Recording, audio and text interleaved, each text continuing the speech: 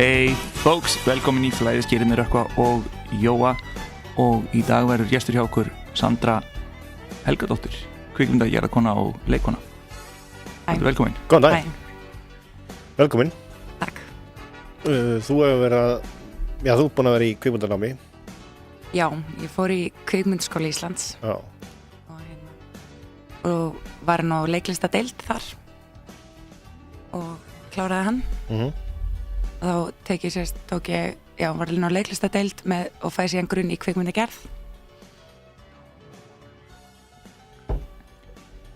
En hvernig í rauninni datt þér í huga að fara út í þetta? Það eru örugglega margir eins og við oft talaðum áður sem að segja bara af hverju færir ekki alveg vinnu og eitthvað svoleiðis og fæstu hvatningu frá foreldrum eða Nei, þetta er svolítið bara frá mér komið.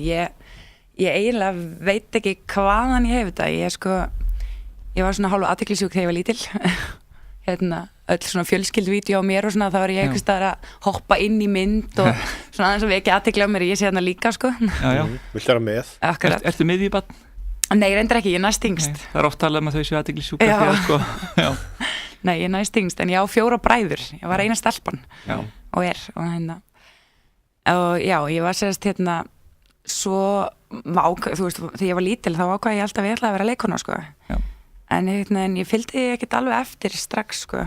Pabbi minn var allir í svona grímubúningagerð, rosalega mikið, og mamma náttúrulega líka. Þau alltaf löngu fyrir 13, sko, 2 mánuðin fyrir eitthvað, þá að byrja að bardúsa í skúrnum hjá pappa, búið til grímubúninga og það var alltaf tekið alla leið, sko. Yfirleitt fengum við ekkert að velja hvað við vildum vera á 13. Heldur mamma og pabbi búin að ákveða það svona og byrja að búið til búning og alla jafna voru þeir bara mjög óþægilegir búningarnir. En einhvern veginn, þá var Hvað varstu látið vera? Jesús, ég hef verið ýmislegt. Ég var, held ég, 5 ára eða eitthvað, þá var ég Gosi. Já. Og hann var, sko, hausinn er bara gerður úr einhverju, trefjaplasti eða eitthvað, sko, þannig að, þú veist, ég átti bara erfitt með að halda hausnum, sko. Varstu ekki alltaf að reka nefið í þá? Reyndar, og svo var annar svona, ég held að pabbi hafi verið með mér í þeim búningi, man það ekki alveg.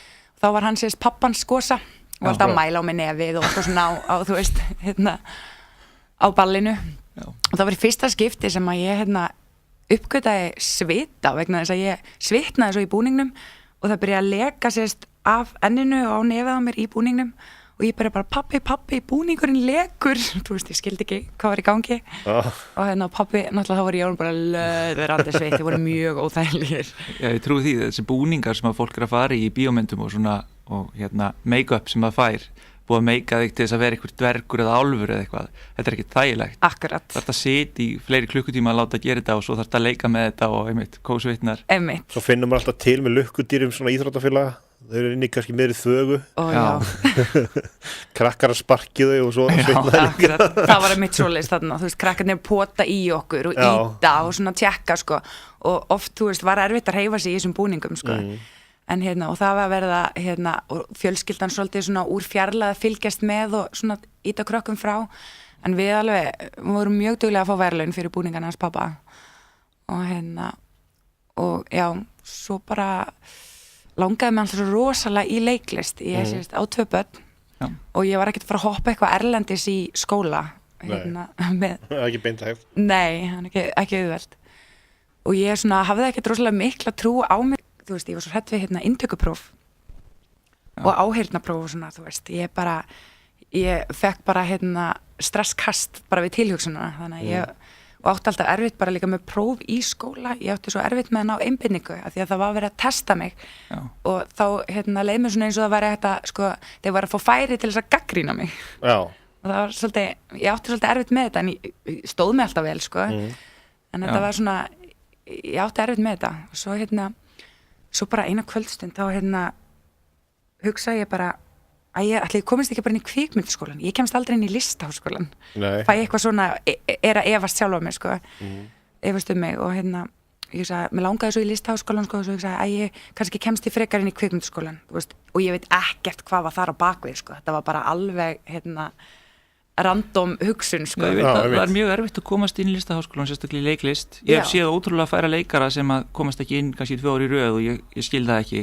Akkurat. En ég veit svo sem ekkert hversu erfitt það er að komast inn í kvikmyndaskólan. Nei, og ég veit það ekki heldur. Þannig að maður gerir kannski bara ráð fyrir að það sé auðveldra því þetta er erfitt, en veit svo ekkert. Já, akkurat. Er svona inntöku prófin sem að voru svona ítaði frá? Svolítið. Það var þannig, sko. Já, til að byrja með, ég viss alveg ég gæti þetta og ég gæti alveg verið góð leikona, sko. En ég bara, það var eitthvað við það að stilla mér upp og prófa mig sem ég fann svo erfitt. Svona pínur hræðslega höfnun kannski? Já, kannski, höfnun og gaggríni eða eitthvað.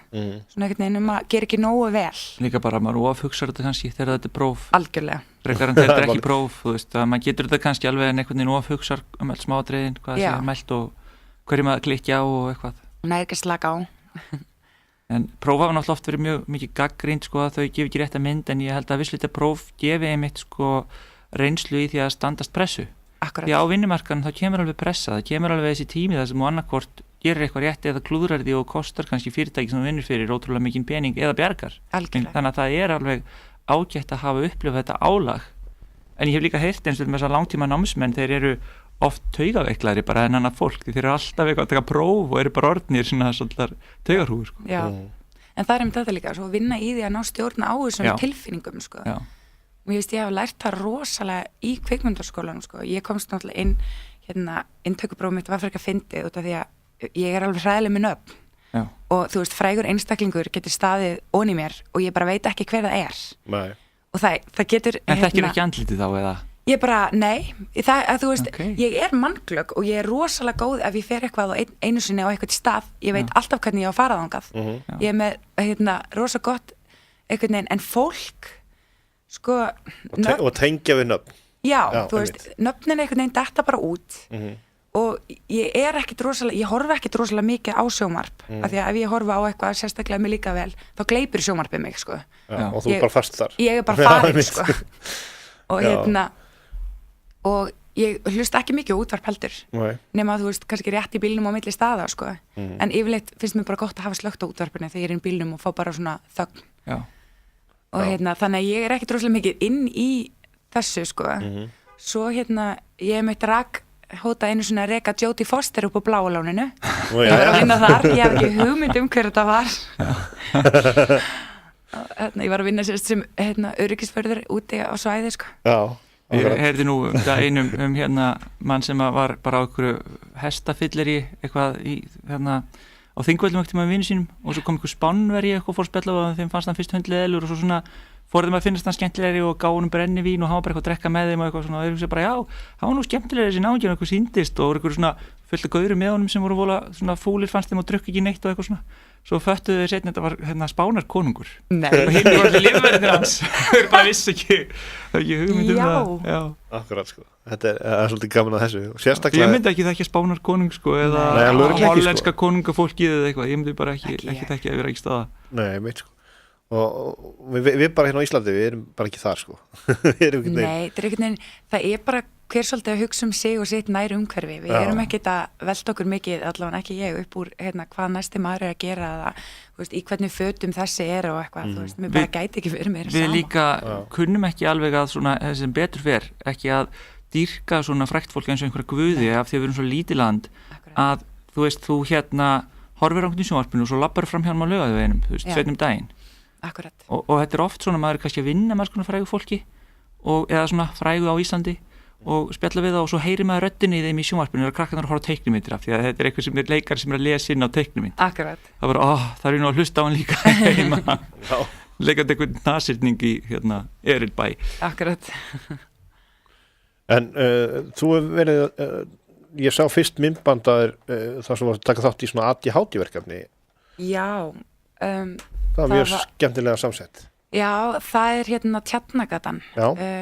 Þau sáu að setja gera svona litlar auglýsingar fyrir aðildafélög ÖBI og ÖBI gefur aðildafélögunum þessi myndbönd sko, til þess að vekja athygli á þessu eins og á mjög skemmtilegan hátt. Mér finnst það koma mjög vel. Það var sniðugt myndband sko. Mjög.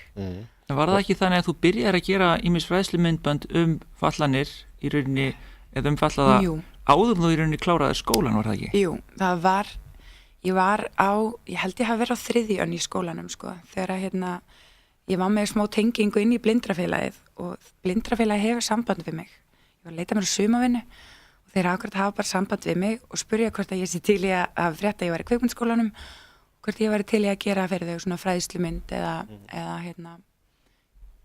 svona heimildar fræðslumynd blinda. Já. Og ég bara, alveg rosalega mikið til í það. Ég hugsa aldrei þegar ég beðin að gera svona, ég hugsa ekki dæmi til enda. Ég segi bara já, ég gera það bara og það bara reddast. Þú kvíðir óbúslega fyrir prófum en er ekkert hrædd við svona alvöru. Nei, taka verkefnum svona að ég veit að ég gera þau vel og ég skila það vel að mér. Og ég ekkert neginn, þú veist, ég ekkert að spá í það gæti verið orðið alveg glatað eða eitthvað. Ég bara veit, ég myndi ekki láta það frá mér ef það væri glatað. Það væri bara ekki séns. Og ég ekkert neginn, og ég hef verið svona karakter frá því ég var lítil. Ég hef alltaf bara, ég segi bara já, hvernig ég ætla að gera það, hef ég ekki hugmynd, en ég finn lausnina mjög fljótt. Svona hvatvís? Ég er rosalega hvatvís, já. Og það er mjög íslenskt reyndar, sko. Að segja bara já, við reddum þessu eitthvað og veit ekkert hvað er að fara að gerast. Ég er mjög þannig. Og ég gerir þessa mynd fyrir blindrafélagið. Það tók alveg svolítið langan tíma því að ég lærði rosalega mikið á henni. Ég lendi í alls konar vesenni og var bara með einn tæknimann með mér og en við skiluðum henni af sér og það hefur ferið af okkur og hún var sýnd á RÚV. Já. Og hún var bara, hún er mjög skemmtileg, hún er svona humorísk og sýnir svolítið þú veist, ég er blindur en ég get samt. Já. Þú veist, þetta er ekkert eitthvað, þú lokaði ekkert af henni í herbyggja því þú ert blindur og ætla bara að vera þar. Heldur, er þetta fólk bara í vinnu eins og hver annar og sinni sínu störfum, sko? Já, ég held að sé mjög erfitt fyrir okkur sem eru ekki með fötlun að skilja í rauninni nákvæmlega hvað fötlun í rauninni kemur veg fyrir og hvað í rauninni þú getur samt. Já. Af því að þú ert ekkert í þessum heimi, þú ert ekkert að hugsa út í þetta nema þú sért með fötlunum sjálfur eða kannski barnið þitt eða einhver náunættingi, þá skilur miklu betur hverja takmarkanir eru og hvað er í rauninni hægt að yfirstíga. Akkurat, algjörlega.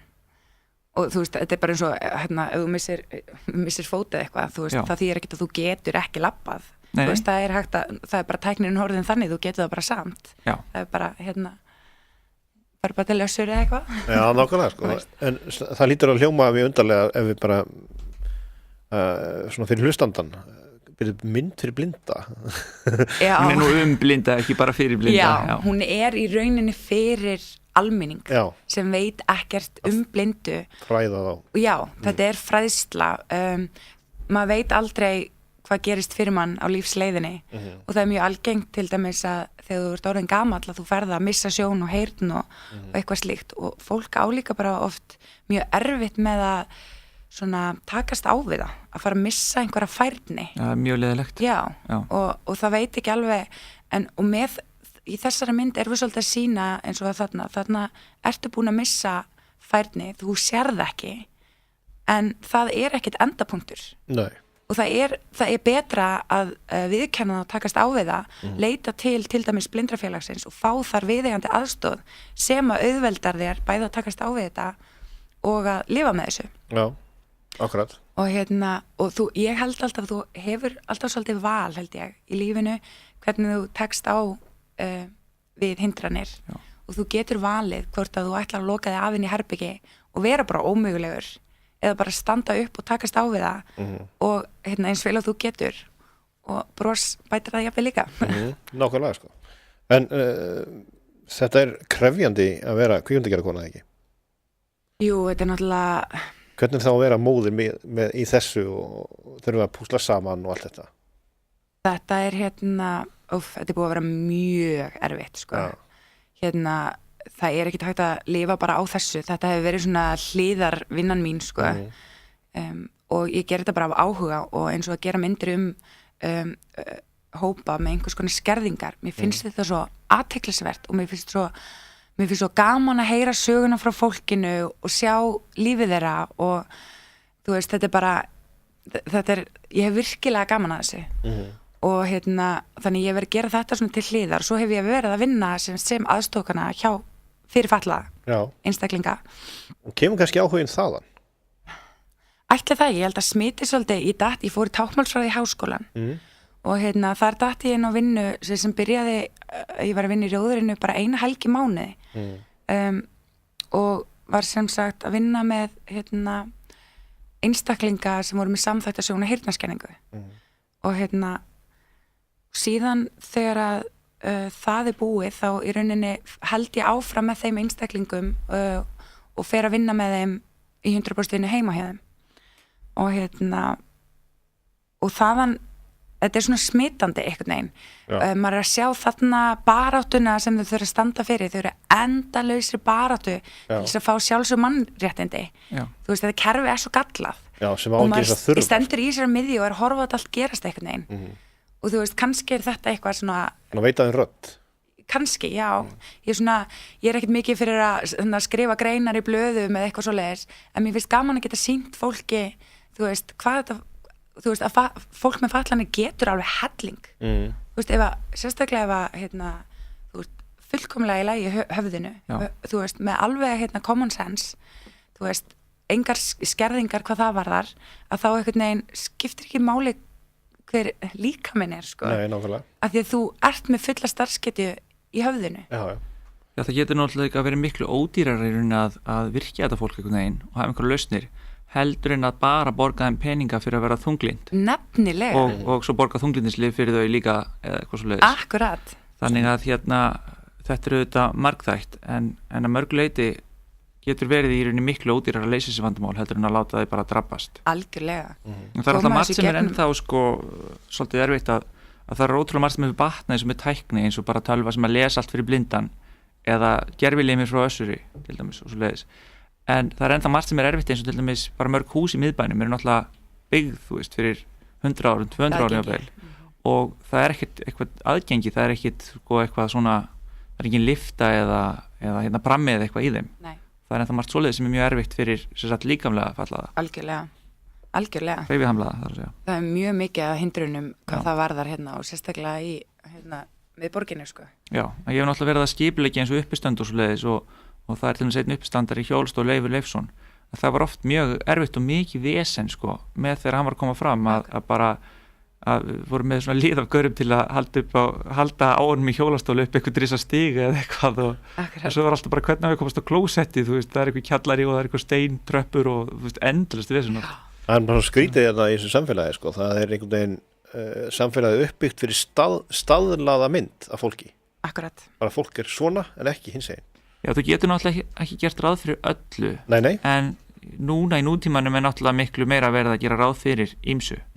Þannig að þú veist, nútímabyggingar eru yfirleitt miklu betri. Þannig að þetta er svona, hvað maður segja, eldsneitið í því sem þú ert að gera. Já, meðal annars.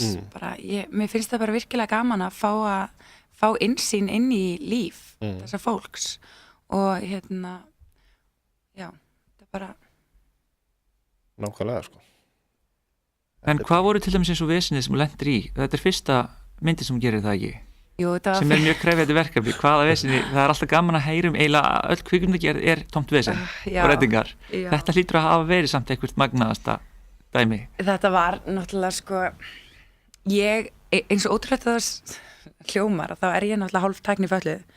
Ég er ekkert mikið fyrir að fikta í tækninni sko. Ég er rosalega ánað ef einhver annar getur séð tæknilega hliðina og ég get fengið að sjá allt hitt. Já, ég mitt. Og það var nú eiginlega bara þannig að við vorum tvö, við ákveðum að gera þetta bara tvö. Það var svona fyrsta verkefni og þetta var bara að pröfa og ég fæ mann með mér í þetta sem að eiginlega svona aðalega þeirra ástæði bæði, hann var í kvikmyndaskólanum og ég þekkt hann fyrir sko. Já. Og fullar maður og við förum í að gera þetta saman og það var bara svona, hvað ætlum að segja, hann var náttúrulega heldur ekki búið með skólan sko og tæknilega þá voru bara svona, já, við vorum ekki með til dæmis hvernig þetta gera effekt á hreinu og við vorum að gera þessa mynd náttúrulega bara mjög low budget, bara eins og útrífa gátum, af því þetta var náttúrulega, ég sá þetta sem tækifæri sem bara reynsla fyrir okkur og náttúrulega geggja. Og var það þetta? Algjörlega, bara, ég lærði rosalega á sig og við já, þannig að effektarnir voru svolítið heimatilbúnir, komið tillögur frá tæknumanni þar sem að hann meðal annars festi klósetrúllur á linsuna eða límbandspunkta til þess að gera punktasjón og eitthvað svona. Já. Og og það var náttúrulega bara augljóslega ekki að virka og ég var náttúrulega bara hristu höfuð og hugsaði bara guð mig góður, þú veist, hvernig hvert er þetta að fara? Já, held alveg að þú veist, það gæti nú allavega gert einhverja smá effekta, sko, en það leystist, ég talaði við annan sem var búið með kvikmyndaskólan og hann rúlaði þessu upp og gerði bara rosa flotta effekta og svo bara, já, tæknimaðurinn kannski svolítið út úr þessu því það endaði og ég var bara heima og í marga mánuði og bara laga myndina og klippa hana til og gera hana eins og ég vildi nákvæmlega hafa hana, sko. Þannig að þetta verið svona fyrsta svona Bollywood-myndin. Já, það kannski, já. Bollywood-myndir eru oft tæknilega góðar. Sumar, já. En þetta er svona reynsla í því hvað þú getur ekki gert og hvað virkar ekki. Já, þú veist, og þetta var bara, ég sá náttúrulega strax að þetta virkaði ekkert, sko, en þetta var bara svo fyndin redding, sko, að vera eitthvað, þú veist, í staðins að nota effektana sem að, þú veist, þú smellir þessi í tölvuna og það allt annar heimur, sko. En það líka að þú setur, sko, punkta yfir linsuna, þá náttúrulega eru punktarnir kyrrir meðan að umhverfi hreyfist. Akkurat. Það virkar ekki. Það virkar ekki, sko. Þannig að þetta var alveg ótrúlega fyndið, ég náttúrulega, ég fekk ekki þann tæknimann með mér í vinnu aftur allavega. Nei, hann hefur nú kannski lært ýmislegt síðan þá. Hann hefur lært ýmislegt síðan þá og hefur alveg verið að starfa við þetta og er bara flottur, sko. En þetta var svo fyndið, ég náttúrulega stóð bara og horfði og var bara, hvað er að gerast? En þetta var svo flott og ég er náttúrulega ánægð með þessa mynd, ég náttúrulega var orðin hálf geðveika að sitja yfir henni, var alveg komið nóg og kann hvert einastu orðið utan á og hver einastur hreyfingu utan á þessari mynd.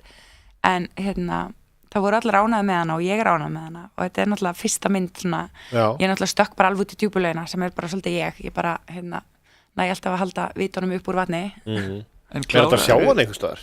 Já, hún er bara inn á YouTube held ég, sko. Hvernig getur fólk fundið hana? Gegnum Blindrafélagi, hún heitir Lifað með sjónskerðingu. Já. Ég held þú getur bara googlað hana og þá dettur maður inn á þetta? Já. Að fólk getur skoðað þetta. Akkurat. En kláraður þú svo skólan eða fórstu strax að gera fleiri myndir áður en þú kláraði? Nei, ég kláraði síðan skólan. Ég náttúrulega kláraði bara skólana og meðan ég var að gera þessa mynd, af því hún tók ekkert eitt sumar, hún tók bara heilt ár. Já, ég trúi því. Þú veist, þetta var alveg, það var hörkuvinna og að því að svo, þú veist, kemur maður inn í RÚV og þá verður hún að passa í slottið og ég vissi það ekki og þá þurfti maður að laga hana til eftir því og svo vorum við með kvenmannsrödd yfir sem að, var svona voice over og RÚV var ekki, það henda ekki RÚV þannig að þau vildi frekar hafa kall yfir, þú veist, þannig að við vorum einhvern veginn alltaf svona einhvern veginn að gera þetta eftir þeirra höfði svolítið í lokin, sko, til þess að fá hana í sýningu. Já. En það hafðist og svo þegar ég búið með kvikmyndaskólan þá stöðvarst tíminn bara svolítið hjá mér af því ég stóð bara svolítið á krossgötum og hugsaði bara, hvað er ég að fara að gera? Þú veist, hvernig fer ég bara núna, þú veist, við lærum ekkert það hvernig ég get farið og fundið mér starf sem leikari, við lærum að verða leikarar en við vitum ekki, við fáum enga þjálfun hvað gerist eftir skólan. Er ekki búið að bæta því inn núna? Eða? Ég hef ekki hugmynd það. Nei, það er kannski ekki mikið svoleiðis til dæmis í það vantar eftirfylgni já, það er ofta ekki svoleiðis mikið til dæmis í HÍ Nei. Þú lærir fæið en þú veist þarf sjálf svolítið að fatta hvað þú gerir en mér skilst að í sumum greinum sé búið að bæta við svona kúrsum hvernig þú markaðsetur sjálfa hvernig þú tengist og svoleiðis ég veit ekki hvort það er komið í kvikmynda Nei, ég veit að það var ekki allavega ég útskrifast 2014 en þú veist, þetta var svona að því að það er alveg nóga leikurum á Íslandi, þannig sé það er alveg nóg til, sko en til þess að geta orðið leikari þarf þú að vera öðruvísi þú þarf að hafa eitthvað svona hvernig ert þú betri en aðrir, eða hvað gerir þú eitthvað svona sérkenni eitthvað svona einkenni eða ekki athygli á þér taka Silvíu nótt á þetta akkurat í réttu klíkunni allstaðar þekki allar rétt að þú getur komst eitthvað spillingu eða sérhefingu eða hefni eða svona ýmislegt sem þú þarfst að hafa Mér finnst til dæmis við ekki fá eins mikil tækifæri komandu kvikmyndaskólanum heldur eins og til dæmis þeir sem koma úr listaháskólanum eða þeir sem koma utan eða eitthvað svo leys mér finnst það svolítið leiðilegu stimpill sko, að því þú getur fengið út úr kvikmyndaskólanum þar sem þú vilt það er bara hversu mikið leggur þú á þig Já, það er kannski svolítið það að hitt er í rauninni búið að festa sig meir í sessi en kvikmyndaskólinn er ekki alveg búin að sanna sig ennþá á sama hátt, hann er ekki búin að vera eins lengi bara Nei, og svo líka svolítið magna þeir sem kannski eru komið úr kvikmyndaskóla eru búin að læra fæið þeir eru kannski að leita einhverjum ákveðnum aðlum í hlutverk eða eitthvað slíkt sko og þeir aðlar eru jafnvel kannski ólærðir en eru vinsælir leikarar á Íslandi og þegar ég hef ekki að vinna með þessum sko. Skilur þetta svona svolítið ójæft þannig að þetta svona þessi bransi svolítið svona hann erfiður en hann skemmtilegur sko af því að það náttúrulega sigtast út svolítið þeir bestu náttúrulega sem að menn endast ekki að vera góðir í það nei, ég veit það ekki þetta svolítið þannig að Ísland svo lítið að þeir bestu fá helst hlutverk og þá vilja fleiri fá þá aftur sem skiljanlegt, því að þeir eru þá með meiri reynslu og þeir eru betri og þess vegna fengur hlutverkin til að byrja með en þetta gerir það svolítið að þetta verður aðeins of einhæft á Íslandi. Akkurat. Þú getur eiginlega ekki hort á íslenska mynd nema Hilmir Snær, Balsar Kormákur, Ólafur Darri ekki gleyma Ingvari Sigurðssoni nema þessi Margrét Viljámsdóttir nema þessi leikara séu í henni á einn eða annan hátt Þetta bara málið sko en þeir hlusta að skerið útarpið sögum Jóhann Kristjánsson heiti og Rökkvi Steinsson hérna með mér Sandra Helgadóttir leikona og kvikmyndagerðarkona hún hérna hjá okkur við ætlum að koma enn smá stund en fyrst eru nokkrar auglýsingar velkomin aftur í flæði skerið með Rökkva og Jóa og Sandra Helgadóttir og við vorum að tala hvernig þú fórst í kvikmyndaskólan og endaði því að gera þína fyrstu mynd þegar þú varst í rauninni ekki búin að klára henni sinni, að byrja á henni og svo ekki ljúka henni fyrir eftir og varst lengi útskrifuð því að þetta vindur allt upp á sig og erfiðara en maður heldur Já, mun erfiðara, en maður gefst ekki upp bara þannig Jóstu við að þetta svona erfitt? Ekki svona erfitt, sko ég endaði svolítið með þetta svolítið einn á mínum herðum, sko en ég einhvern veginn, það bara ekkert annað í boði hjá mér en að klára þetta og skila þessu vel það bara, ég gef þetta ekki frá mér öðruvísi og ég þannig að ég óttaðist aldrei að ég myndi ekki klára þetta að humma þetta af mér eða neitt svoleiðis, það var bara ekki séns Nei, það nú líka fátt meira niðurdrepandi en eitthvað svona verkefni sem að maður næri ekki að skila sko. Það rosalega leðilegt En segð mér, þú varst að tala um 8-2 börn hérna, hvað gerðirðu áður en þú fórst í hvað vannstu við þá, áður en þú byrjaðir í þessu og hvað hefur gert meðfram þessu öllu Þú varst að tala núna að þú getur aldrei lifað af þessu eins og frekar en flestir en einhvern veginn, ég bara nánast hef ekki hugmynd hvernig ég hef púslað þessu saman bara ég sérst ég eignast son minn bara þegar ég er 21 árs hann er 1 árs þegar ég útskrifast á framhaldsskóla og barnsfaðir minn var einmitt kennari í þeim og er kennari í þeim skóla sem að og ég útskrifast þar út og fer beint í háskólan í táknmálsfræðina og þá er ég ólétt af dóttur minni þannig að ég byrja í háskóla enda framhaldsskóla með 1 árs og ólétt af næsta og byrja háskólan bara ólétt af dóttur minni tek fyrstu önnina og svo fæði ég dóttur mína bara þegar fyrsti skóladagur var á annari önn í háskólanum og ég var að klára fyrsta ári í táknmálsfræði og það er bara fyrsti skóladagur og það er sko 80% skildumæting af því að þú verður náttúrulega að vera á staðnum til að læra táknmál að kennararnir eru heyrnarlausir og þú ert að læra í gegnum þá náttúrulega þannig að ég bara fer á fæðingadeildina og popp út krakkanum hana daginn sem skólinn byrjar, ég er heima í 1 viku og svo bara tek ég hana með mér í skólan alla önnina og klára fyrsta árið þannig að heyr ekki grenjið það var alltaf hún var sem betur fyrir alveg eins og ljós og kennarinn bara við tókum bara 1 tíma þar sem við vorum alltaf stelpur í bekknum sko. Það er mjög sjaldan sem strákur fyrir á táknmálsfræðina sko. Því miður og við tókum bara svona 1 tíma þar sem stelpunni fengu bara músi í stelpunni og þá var það bara búið og svo var það bara einbytting og kláruðum það var svona aðlugun þetta var svona aðlugun, það fengu allar kemsaðans á henni og svo hélt námið bara áfram og þetta ég held alltaf að ég væri bara alveg með þetta og væri ekkert stressuð og ekkert álag á mér, þetta væri bara gengi bara eins og smjör, en svo náttúrulega fór ég að missa mjólkina og ég skildi það ekki og þá var það bara, ég var aldrei að hvíla mig sko. En ég kláraði svo kláraði ég 2 ár í táknmálsfræðinni þá ég er að skilja eitthvað það leyti sem að ég hætti í táknmálsfræðinni, þá skiljum við, ég og barnsfaðir minn og ég bara veit ekkert hvað er næst, ég bara týndist í lífinu og ég var ég var bara ótrúlega stressuð og týnd og vissi ekkert hvað ég ætlaði að gera og og veistu það kannski ekki enn eða? ég veit ég vil verða leikona á sviði já, það er kannski bara næsta skrif. Það er alveg bara það sem ég þrái, sko.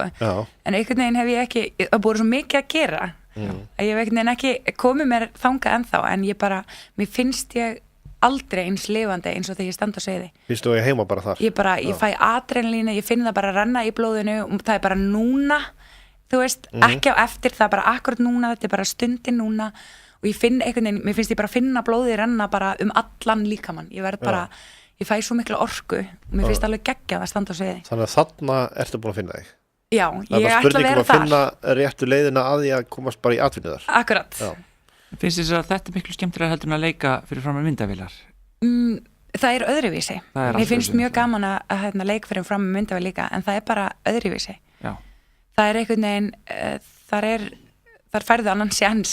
Já, það er þessi óslitna orka á sviðinu náttúrulega. Já, það er það. Já. Það er bara eins og að sé kjarnorku sprengja í rúminu, þú ert svo mikið spott, þú veist, einhvern veginn líka með þinn er svo virkur. Já. Þú ert að reyna að hlusta eftir öllu, þú ert vakandi fyrir öllu, þú ert tilbúin fyrir öllu, einhvern veginn. Það er líka ákveðin orka sem kemur áhorfendum, sko. Já, einmitt. Þú hefðir þá í rauninni miklu frekar farið í hefðbundna leiklist. Já, ég fattaði það í rauninni ekki.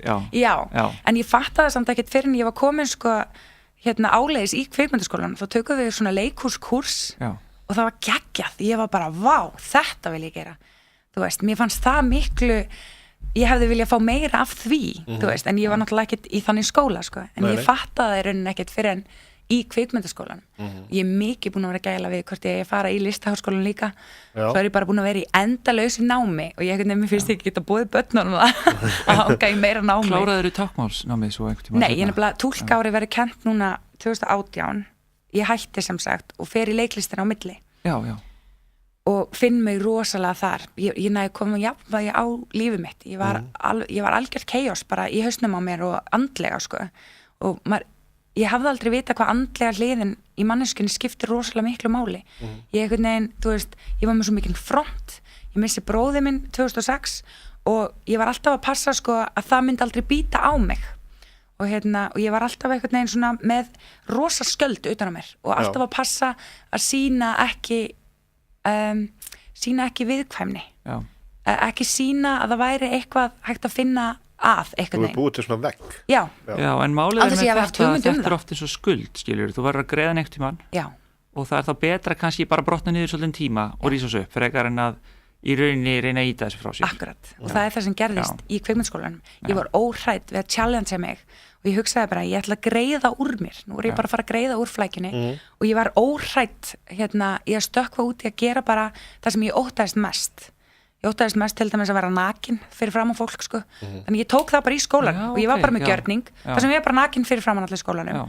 Og veistu það var bara, vá, fjötrarnir sem losnuði, það var bara svo ekkert mál eftir á og mér leið svo vel og ég hætti að einhvern veginn að fela mig í kvennakleifanum og afsaka, þú veist, að ég væri svona að hinsegin, þú veist. Ekki sjálfstraust? Já, ekkert sjálfstraust, sko.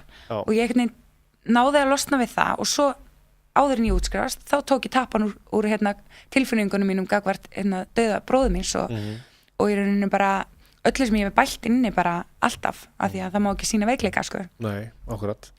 Og þá náttúrulega bara tók ég tappan úr og það bara flæddi. Já. Alveg. Og flæði. Já, og þú veist, svo komu bara allar tilfinningar, þú veist, ég grét af gleði og ég grét af því ég var hamingjusum og ég grét af því ég var leið og ég fann til með öðrum og þú veist, þetta var alveg ótrúlegt, sko.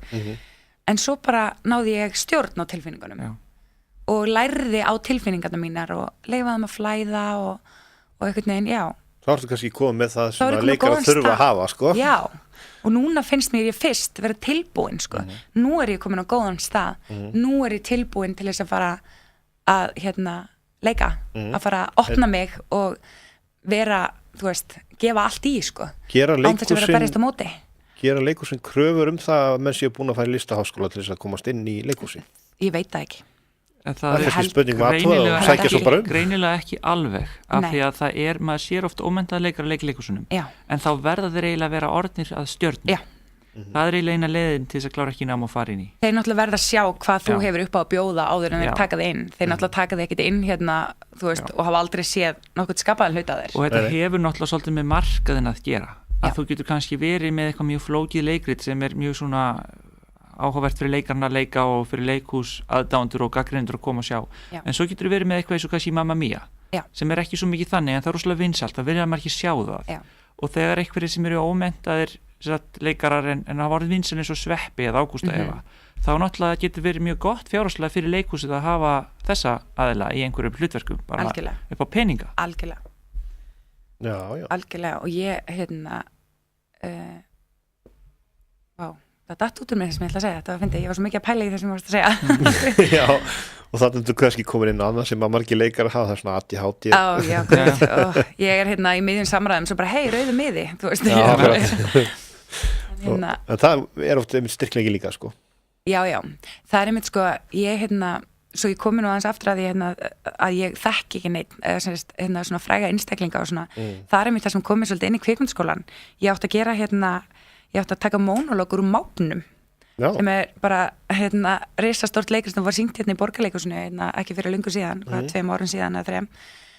Ég vissi ekki hvað máfurinn var og ég vissi ekkert hvað það var, þannig ég tek bara hann mónolog og ég ger hann bara af mínum, þú veist. Þetta voru spurningar 2 mónologa og ég vel bara, þú veist, annar var úr Breakfast at Tiffany's eða eitthvað og ég hef aldrei séð hann og hef ekki séð ennþá, sorry. Ekki heldur. Kemur að því kannski. Kemur að því. Og svo var þetta og ég les monologinu og segi, ég tek bara þannan og ég bara kem berfætt í einhverjum ljósum stuttum kjól með full size cross bara úr kirkjugarði bara í hendinni og túlka þetta bara my way og þeir sem voru að taka inn inntökuprófi þeir horfðu bara á mig og voru bara já, ég hef aldrei séð þessa útgáfa af þessu áður þú veist, og ég bara nei, ég veit bara ekkert hvað þetta þú veist. Ég hafði ekki hugmynd, en ég held að það hafi líka svolítið komið inn, að því þarna var ég bara með mína sín á þessum fáum orðum sem ég hafði. Ég var ekki að reyna að endurgera neitt.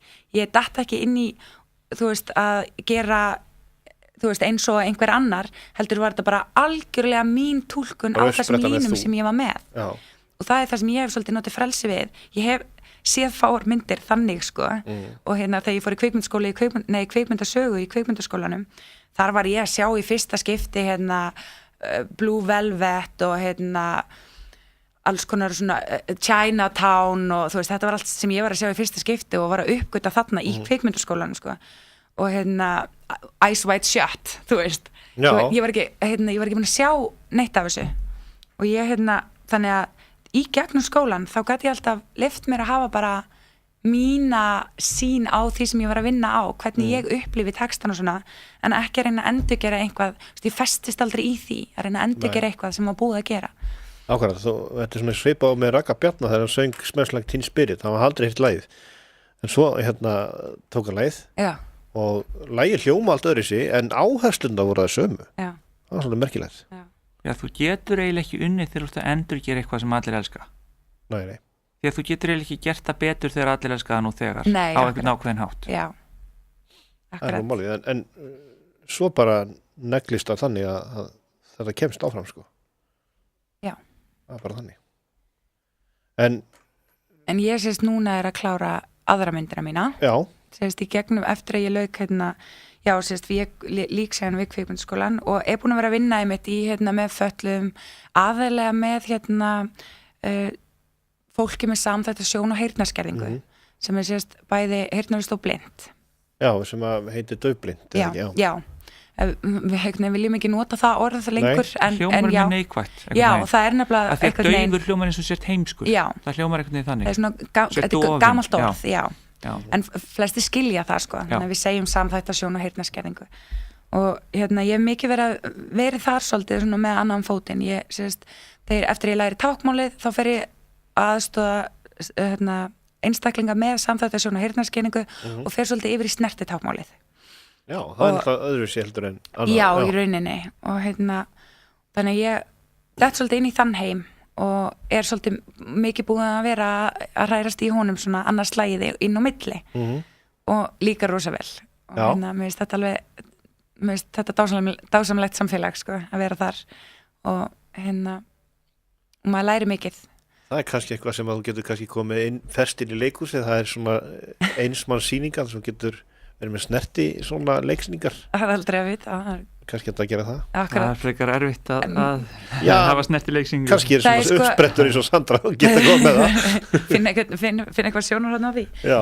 En það oft nú túlkar, til dæmis túlka fyrir þeir sem eru sjón- og heyrnarskertir, að þú ert að túlka miklu meira heldur en bara það sem viðkomandi segir. Þú veist, þegar ég sest inn í herbyggi með viðkomandi, þá byrja ég að útskýra hvernig herbyggi lítur út og kannski hvernig manneskjan lítur út, hvað margir inn í herbygginu og því gef miklu meiri upplýsingar heldur en bara hvað verið að tala sko. Já, að því að ég líka að reyna að túlka það sem sést ekki. Og þetta flóknara með grunar. Já, þannig ég hef svolítið verið þar inni og ég hef einhvern veginn ekkert komist aftur inn í táknmálsfræðina. En markmiðið að klára hana núna 2018 þegar hún kend. Hún kend bara 3. hvert ár, loka árið túlkurinn. Já. Og bara svona til þess að sækja með mín BR réttindi, ekkert endilega að ég fari eitthvað að vinna sem túlkur sko, það ekkert eitthvað sem ég sé fyrir mér, en mér langar að klára BR réttindin bara og vera með þau, komin með þau og þá svona þessum kapla svolítið lokið, þessum skólakapla, mér er svo óþægilegt að vera ekki búin, vera með eitthvað svona endastlegt sko. Það einhvern veginn pirrandi að hafa ekki klára hlutina. Jafnvel þegar að þetta eitthvað sem þú vilt kannski ekki endilega vera að gera eða neitt, ég þekki það sko. Mér finnst þetta pirrandi að hafa ekki tekið svartbelti í taekwondo, skilur því að ég kláraði ekki þegar ég var unglingur en ég myndur ekki aldrei vilja æfa það. Nei, akkurat. Það er bara að ná sem áfanga, þú veist, að vera komin þangað. Klára málið. Já, þannig að ég stefna á að klára það. Það verður svona mitt, loka touch í skólamálum, held ég, sko. Nefnum og ætlir að bara fara yfir í listaháskólanum. Nefnum og ég fari í listaháskólanum, ég er búin að vera að hugsa það síðan ég útskrifst á kvikmyndaskólanum. Af hverju fór ég ekki bara beint? Af hverju sótti ég ekki strax? Þú veist, en ég þurfti alveg aðeins að vinna úr þessari tilfinningaflækju eftir kvikmyndaskólan, sko. Núna ég tilbúin, sko, og svo aldrei að vita, kannski sækja í listaháskólan og fer þangað og klára það, en mér langar það virkilega. Það er oftast sem fólk hugsar mikið en framkvæmir ekki. Það best að framkvæma. Ég er ekki mikið að hugsa, ég er nefnilega framkvæmi ofta að hugsa eftir á. Já, það er líka til fullt af fólk sem framkvæmir margt að hugsa lítið, sko. Já, svo er það líka til. Engi skortur á því. Nei. Akkurat. En þannig að það er ekki ólíklegt að fara þangað og endur þar. Nei, ég er alltaf svona að viðra þessa hugmynd, sko, á ég að fara. Núna til dæmis, ég náttúrulega er búin að vera í gegnum allt þetta nám síðan ég og maður minn skildum 2012, þá hef ég bara verið ein með krakkana. Og við erum með samt 50-50 forræði, sameiginlegt forræði, en ég flutti Reykjavík og hann býr á Reykjanesinu sko. Og það var kannski ekki alveg að ganga, þannig að hann tók við bara eins og hann vildi, fastar okkur helgi og svo hann er kennari, þannig að hann tók við yfir sumarið og í jólafríum og páskafríum og okkur svona og skiptum svona helstu dögunum á milli okkar. En við vorum með þann samning að þau myndu klára Ísaksskóla í Reykjavík og svo myndu þau fara í skóla til pappa síns. Já. Og við erum svolítið búin að, við fluttum suður eftir núna í vor, þannig að krakkarnir eru komnir núna í skóla hjá pappa sínum og núna er ég bara ekki með, nú er ég orðin helgamamma, þannig að við erum búin að svissa, við erum búin að skipta núna. Þannig að nú farið smá meiri tíma til að geta kannski gert það sem þú gera. Já, og það fyrsta sem ég gerði var að skrá mig í leiklistarnámskeið til þess að fara að koma mér í gang. Þannig ég er búin að skrá mig í leiklistarnámskeið hjá Þorsteini Bakmann. Og ég ætla að taka það aðeins til þess að smyrja. Segðu hann að koma í þáttinn til okkar. Steina? Hann er búin að vera eftir óskalistarinn mínum lengi. Það? Ég verð að fá hann er uppáhaldsleikari minn, ég verð að fá hann þátt. Hann er æðislegur maður. Segðu hann það. Mjög gaman. Hann var að kenna okkur í kvikmyndaskólanum sko. Já. Og við höfum nokkur úr kvikmyndaskólanum farið síðan í námskeið til hans sko, til þess að auka svona á senuvinnuna sko. Hann er magnaður leikari.